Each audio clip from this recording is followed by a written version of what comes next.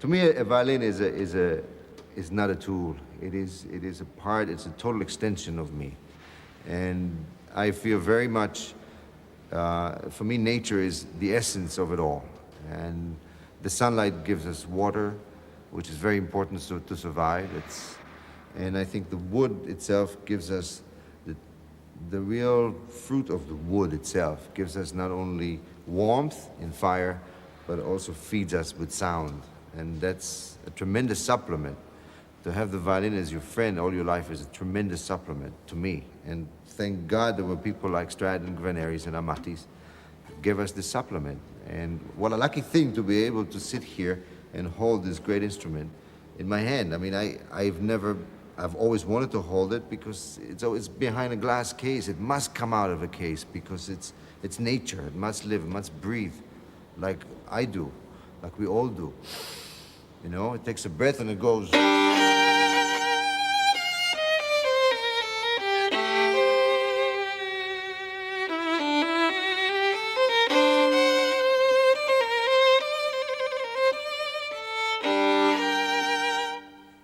It's beautiful.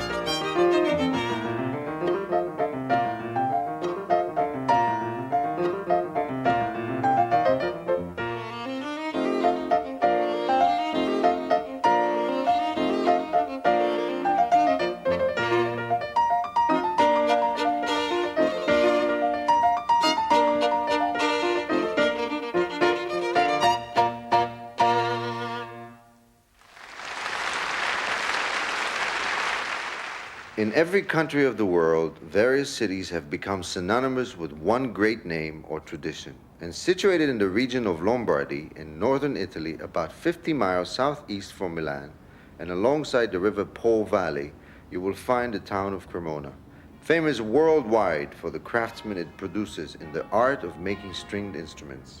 And one particular craftsman, Antonio Stradivari, lived and worked here until his death in 1737 at the age of 93.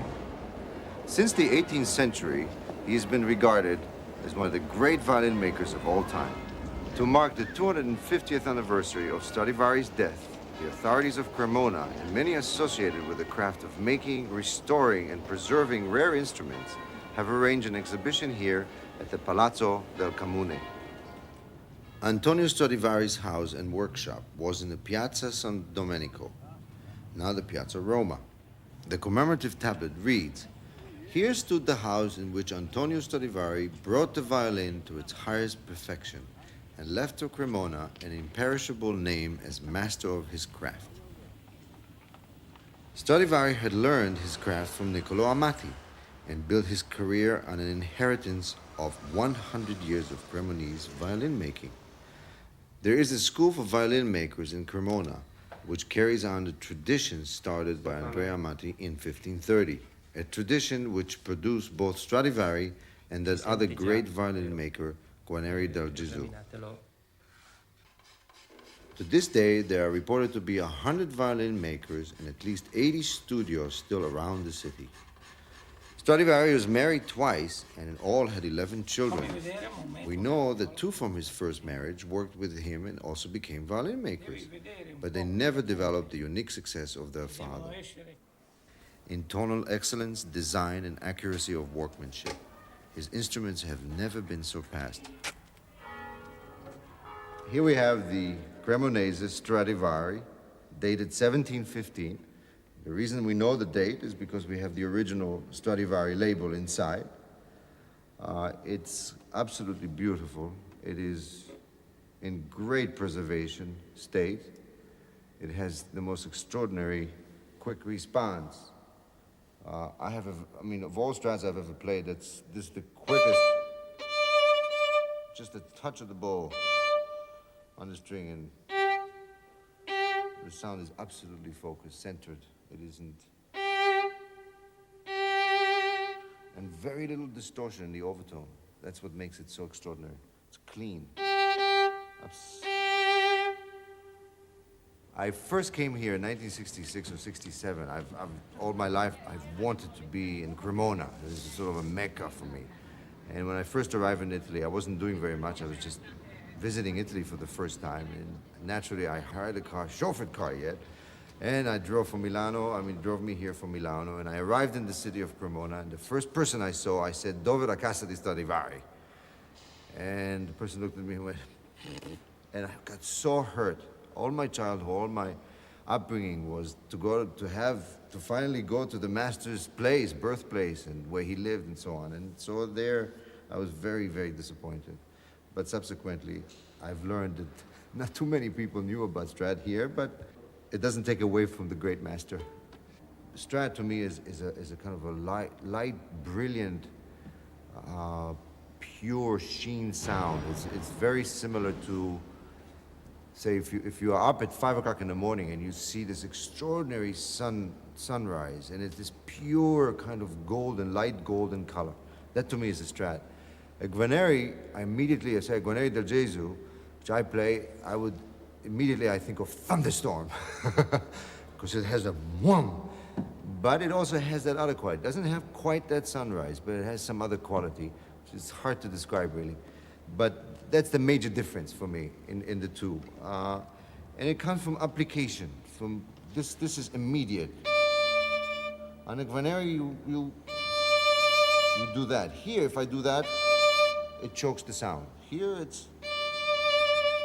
but you have to release the pressure as much as you can. At least for me, I have to.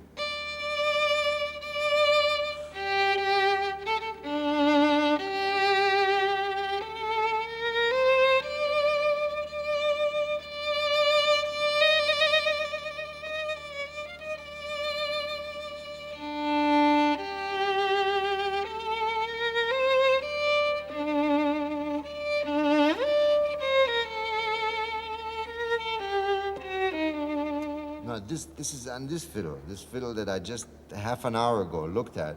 On my fiddle, I would have to play the same thing.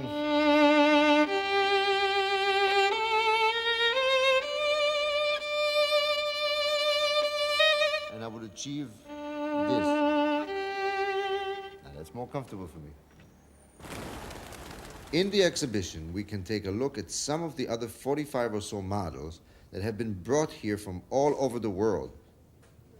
An international committee was formed to assemble them and organize the event, all headed by my dear friend Charles Beer, whose firm of instrument makers and restorers I have used in London for many years. What makes that instrument so special? I mean, from your point of view. I mean, is it a Lamborghini? Is it a Rolls Royce? Is it a Mona Lisa? What is it? Well, it's a work of art. I mean, it's a great piece of sculpture, if you like, all the way through. Well, it's made out of raw wood. You cut down the tree, and then you fashion all the individual parts of the instrument out of the bits of those trees. And there are no two makers who would ever do it the same way, any more than there's any two painters who would paint the same picture.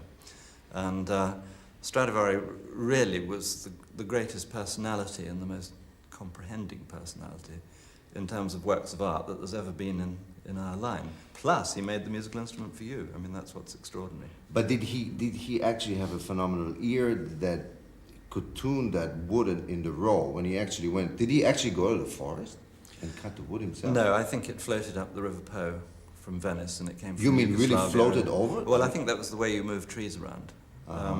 The spruce for the fronts came down from the Dolomites, and the maple for the other parts came from Yugoslavia and places like that. And the transport was definitely up and down the Po. And I think, there must have been a selection available to him, and he chose what he could get. Did he study sound engineering, acoustical engineering, like we know it today? What did he know about sound?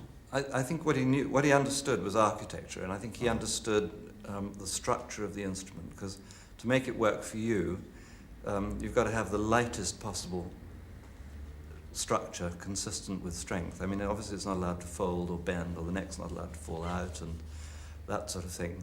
And in order to get it to vibrate in the most free way, you've got to understand what the stresses are and how they can be best resisted with the wood, and yet how the wood can still vibrate. I'm still amazed of how he learned it at the time.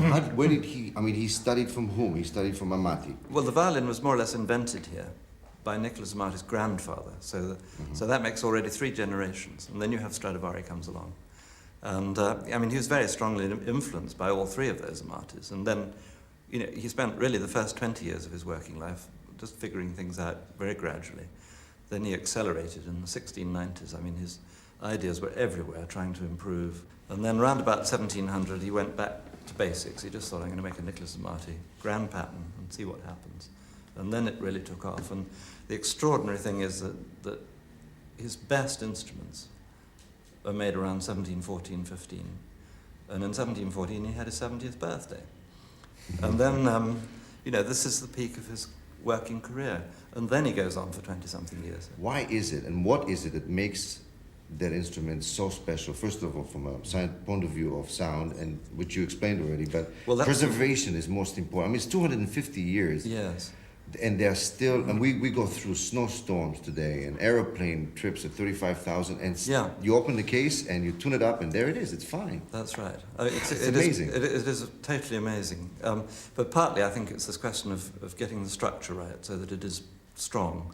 But then to the wood, he applied a substance, his famous varnish, which really did 3 things. It preserves it, it makes it look beautiful, and it quite definitely introduces a quality of sound and a warmth of tone and a speed of response that is not there on the other instruments made from the same wood at the same time in other parts of Europe. Where are these instruments from? Where have they come from? Well, they come from all over the world. Is that because people own them? That's right. They're very far spread out now. Obviously they're all made in Italy, but even in Stradivari's time, King James II of England had a set in 1685.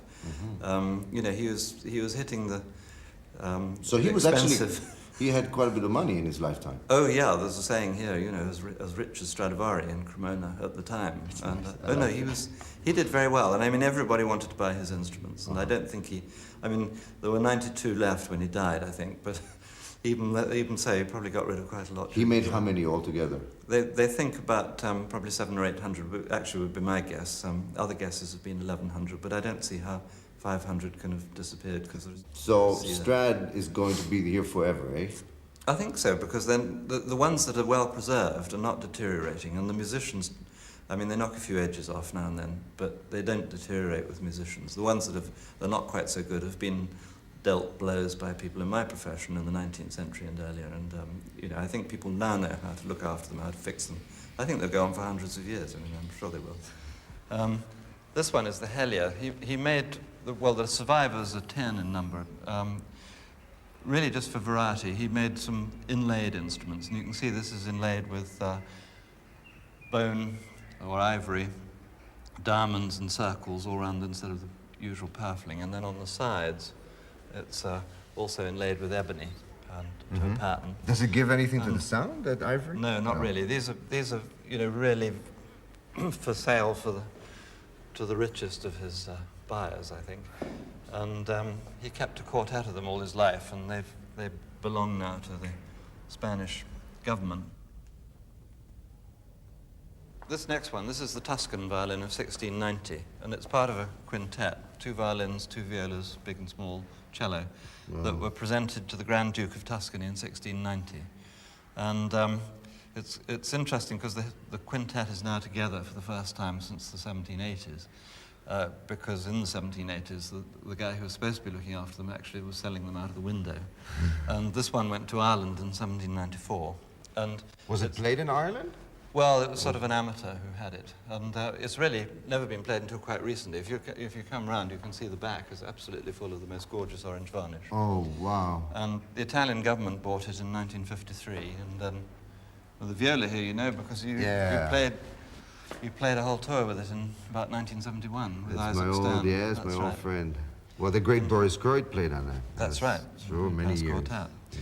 But it's reunited with the mold on which it was made, and all Stradivari's designs and templates. These molds he made for each violin, each viola, there's a mold, right? Any important order, he made a whole new mold. And here he has to make a contralto viola, and especially for this quintet. So he made a mold, and he's written on it that he's made it for the Grand Duke of Tuscany, and he's dated it the 4th of October, 1690. And on it were built up the sides of the instrument, and then from there he goes on to make the back and the front. He chose the thicknesses of the strings, and he's written a note here saying these are the correct thicknesses for the strings of the contralto viola. So. Now this is the large viola of the Tuscan set, and it's particularly interesting because it's the only Stradivari that's still preserved with its original neck, fingerboard, tailpiece, and even the bridge is original. Wow. There you've got the pattern for the bridge on the bottom of the case. Oh, there, yeah. And that's the actual bridge. What does TV stand for? Tenore viola. Tenore viola. See, and the inlay is the It's so coat of perfect. arms. It's so perfect. That's the coat of arms of the Grand Duke himself there, on the fingerboard. Oh, goodness. If I could play as well as those instruments look, boy, I think I would get good. I think you play better. That's the wow. Arquinto viola here, which is a very elegant, long-cornered one, belongs to the Royal Academy of Music. But over there you can see he made guitars. He made guitars? There are 4 of them in existence, and that's come from South Dakota, actually, to be here. South Dakota. Oh, look at that There's the varnish. plan for it. Yeah. And on the back of the peg box you can see his inscription, dated from 1700. This is the Cristiani cello. It's a gorgeous instrument, but its main claim to fame is that Mendelssohn wrote the song without words for Lisa Cristiani, and she played it on that. It's very deep red varnish. Beautiful. Then they haven't all come out of collections. This is Anna Sophie's Mutter's spare instrument. Oh, yes. It's one called the Emiliani. She uses another one at present, but that's a very fine 1703. Lovely piece of wood, enormous great flames. This, I think, is one of the most beautiful instruments in the whole exhibition. It's called the Park. It was made in 1711, and it's kind of almost new. It's exactly how the French copyists of the 19th century saw those Stradivari's, and that's what they were trying to imitate. And of course, VM. These purflings are absolutely perfect, aren't Yeah, yeah. And I mean, he's 67 when he made that. So 67? He's just heading towards his best period. And absolutely full of the most gorgeous orange varnish and really bold fiddle. There's even the pattern for the original bridge there. And then we come to the empty case here. The empty case? This is the stolen violin, but... You mean somebody stole a violin? Well, it was stolen from Carnegie Hall in 1936. No. And we've just recovered it, and it's right there if you want to see it. We've just taken it out. That? Mm-hmm. Whoa. It's unusually red. It's all Well, whoever stole it has very good taste. That's right. Well, in that case, I'll see you later.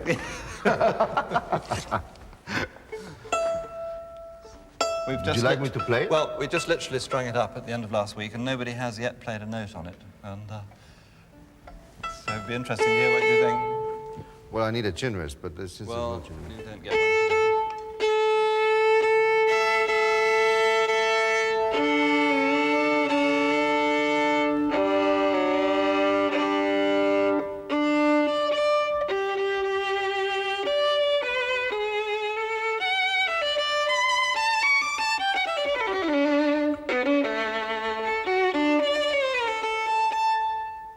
Whose fiddle was this? This is, well, it was Bronislaw Huberman's. Huberman? Yeah, it was stolen. He was playing on another instrument, and this was taken from his dressing room in Carnegie Hall. Wow. And how did you get it back? Well, it suddenly started to turn up about 2 years ago, and last May, there was a sort of blaze of publicity in the end. We actually came back to Lloyd's, who were the insurers and paid the claim 50 years ago. Well, Julian Altman was on his deathbed. He was dying of cancer. And I went to the hospital, and he said, we must do something about my violin. Now, I'd known him for over 17 years. And I'd known it was a beautiful violin. Anybody could tell that. But he never, when I would ask him, what kind of a violin is this? He'd say it's a Bastardi. So he said to me, you must do something about the violin. Go home, open up the case, and inside, and he was a very secretive person, so I'd never touched his violin. Inside, between the case and the cover, you'll find some papers.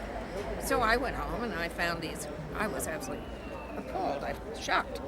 Here were all these copies of old, Xerox copies of old newspaper clippings from 1936.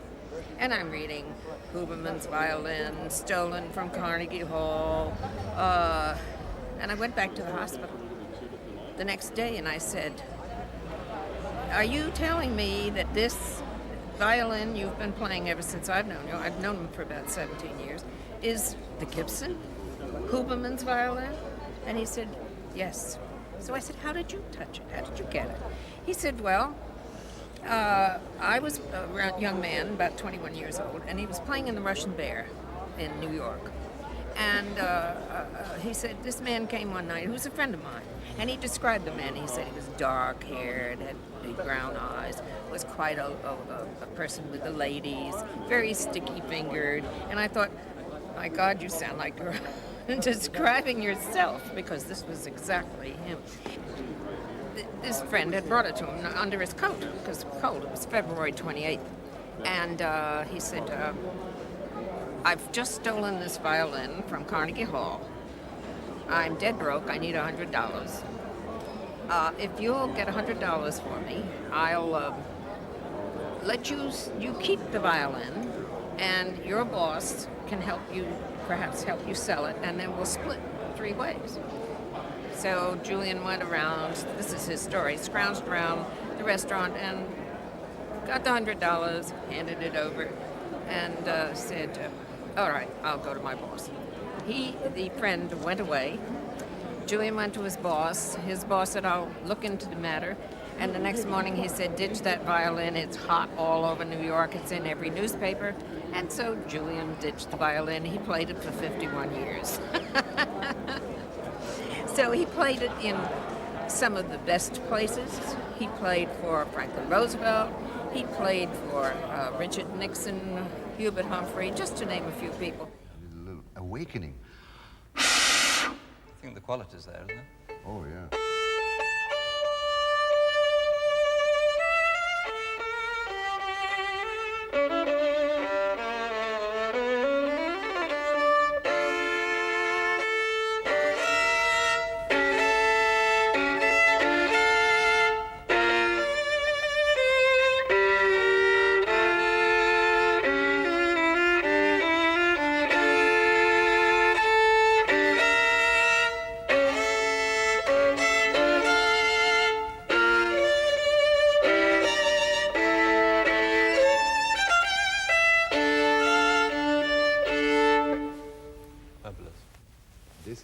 Stradivari.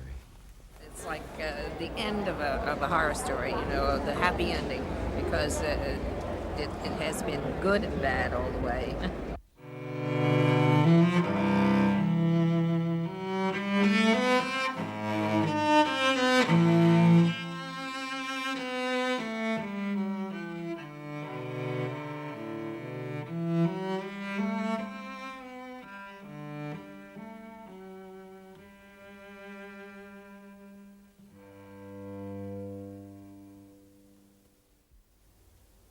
Well, this is the Davidoff Stradivarius. For me, it's one of the greatest instruments I've ever played on. And I want to thank Charlie for introducing it to me and arranging it for me to play it, right? I mean, that's how... Well, Do hardly. you remember how it didn't have happened? much to do with it. I always thought it was going to be your cello one day, and I knew because of Jacqueline Dupre's unfortunate illness that it was sadly sitting in a box all by itself. And I thought it had just the sort of sensitivity that you would be looking for in an instrument, and eventually we got the two of you together a few years ago. Well, I tell you, it was quite a meeting, because you know what was funny? It hadn't been played for 12 years. At that time, Jackie had stopped playing. Right. And when she first lent it to me, I had only heard it in a room at Etienne Vatelot's shop in Paris. And it was the most extraordinary sound. It was so seductive that I fell in love with the sound of the instrument. But with every month of playing it in concert, it kind of, the tone, everything just got larger, fuller, deeper. Yeah, Do you ever think of wood as something that is that needs to be exercised? You know, that somehow the grain, the fibers in the wood, that somehow by playing with the instrument really, vibrates. When playing deeply into the strings, the whole instrument is vibrating. Yeah. And if it stops, if you don't let it vibrate for, let's say, a year, 2 years, That's right. it needs to And it goes be to loosened sleep again. a bit. Yeah. It doesn't go to sleep so that you wouldn't immediately recognize it as a great instrument, but the vibrations slow down and they quieten down, and the whole thing, yes, it does go to sleep. It's not a bad thing for an instrument, I don't think, to go to sleep. To go to sleep, but for then a it little needs to, while, and yeah. then it needs to be played again. And So it's almost a living thing that has That's right. moments where It's where certainly it needs to organic, be. isn't it? Yeah, it's the nature of wood. what's extraordinary also about this instrument is this is the B pattern that. Well, this is really one of Stradivari's greatest of many great achievements, was designing the proportions of this cello. And not just this one, there are 20 survivors of what he called Former B. And Which is really, this. which is that. Yeah. And it's been the pattern for all cello makers ever since. All the French cello makers of the 19th century followed it. And although there are some makers who make a wider instrument now, like a Montagnana, because it has more sort of breadth and sheer power. Right. These ones, on balance, I think have the easiest response and Yeah. perfectly adequate volume. It's amazing because I own a Montagnana, Yeah. which is a great instrument. Right. But just comparing the weight between the two instruments, Yeah. the other one is very heavy. It's big. That's It's right. wider.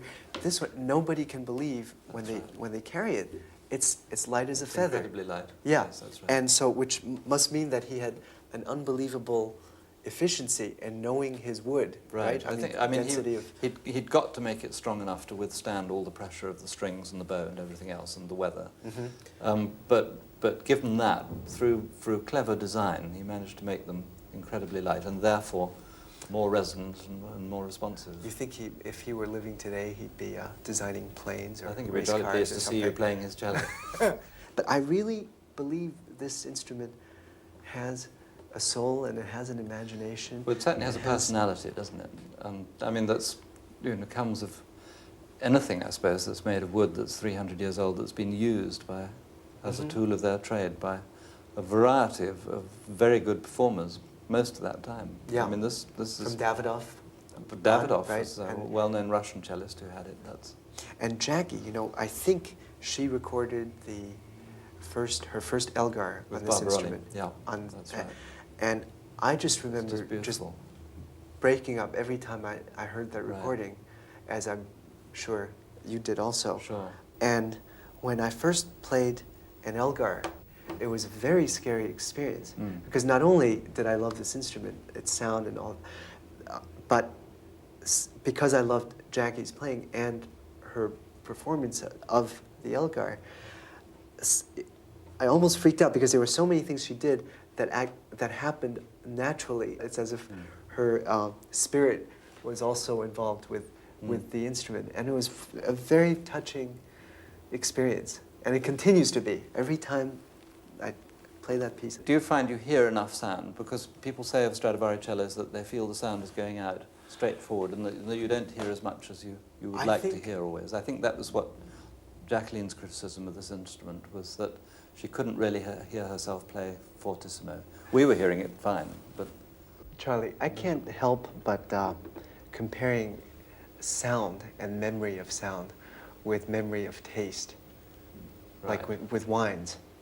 And it seems to me that there's so many analogies that you can draw, but particularly from the form of memory. First of all, a sound hits you, you digest it. You have a sense of density of whatever. With wine, there's oakiness, flavor. You think of its composition, but then there's a glow afterwards. And with this cello, I know that in a hall, when we're talking about volume, that actually it doesn't hit you over the head with, its massiveness, but the glow is what makes part of the sound memorable. That's right. Now think of this thing, I mean, just like a...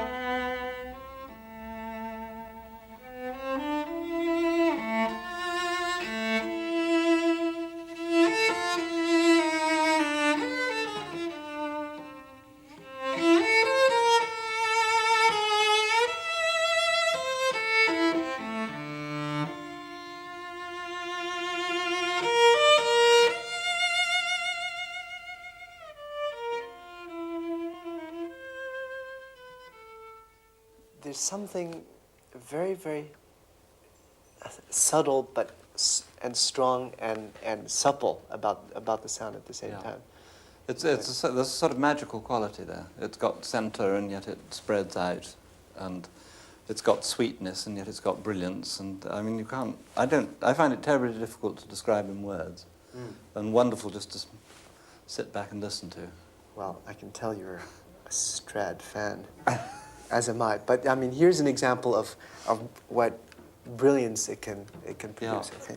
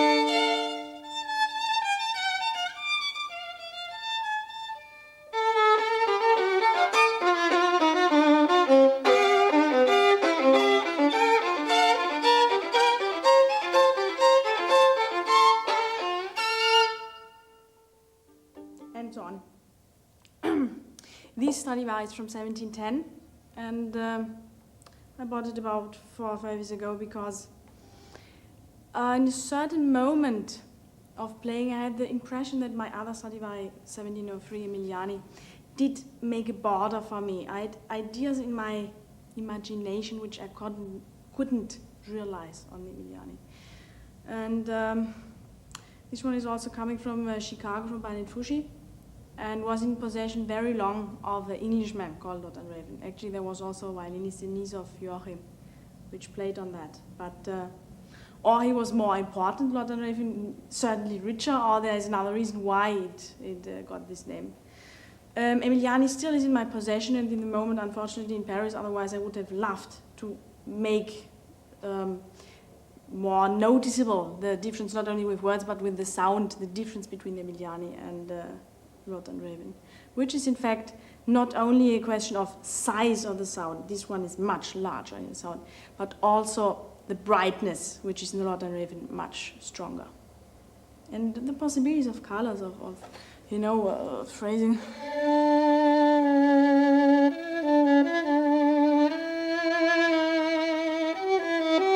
In the same moment you have much larger range of colors in this violin. For me, it's the ideal. If you understand the special connection Stradivari also had himself with violins, of course there's this popular story that before he made a varnish, that means just the necked violin, was with him in his bedroom. He really lived with the instruments for a very long time until he decided to make varnish on them.